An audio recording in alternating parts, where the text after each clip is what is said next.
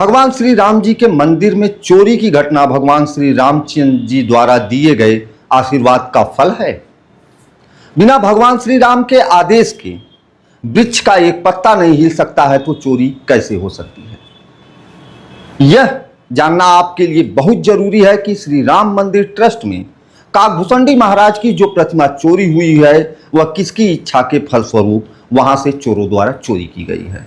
नमस्कार, मैं सीपी शुक्ला और आप देख रहे हैं द पत्रिका। आज हम बात करेंगे अयोध्या के राम मंदिर ट्रस्ट से जुड़ी चोरी की घटना की। एसआईटी की जांच में कई आरोपियों के नाम सामने आए हैं और कानूनी कार्रवाई चल रही है, लेकिन इस वीडियो में हम एक अलग दृष्टिकोण से चर्चा करेंगे।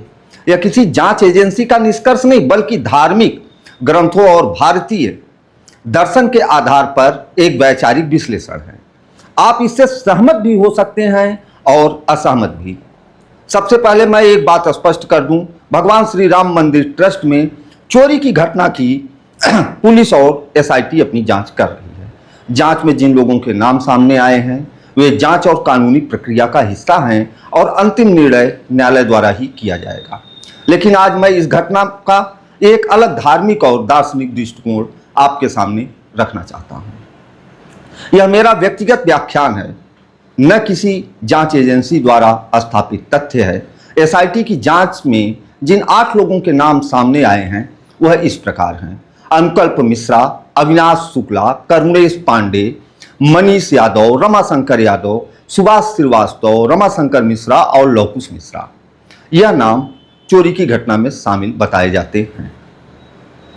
अब जिनके कारण यह पूरी घटना घटित हुई, अब वह महान अमर काकभूषणी जी महाराज की चर्चा करते हैं।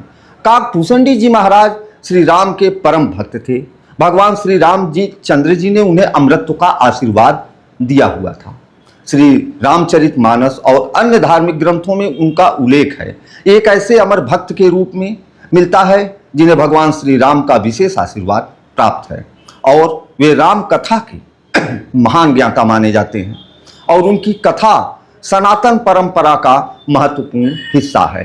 मेरा मानना है कि आज की नई पीढ़ी काकभूषणी जी के बारे में बहुत कम जानती है। धीरे धीरे उनका चरित्र और उनकी कथा लोगों की स्मृति से ओझल होती जा रही हैं और भगवान श्री रामचंद्र जी ने काकभूषणी महाराज को अमृत का आशीर्वाद दे रखा है। उनका नाम और कीर्ति लोगों के मानस पटल पे मिट जाए तो अमृतत्व का आशीर्वाद मिथ्या हो जाएगा। इसलिए भगवान श्री रामचंद्र जी ने अपने ही मंदिर में भूषणी महाराज की प्रतिमा को चोरों द्वारा शायद गायब करवा दिया, जिससे उनका चरित्र दोबारा जनमानस के बीच मस्तिष्क में अमर हो सके।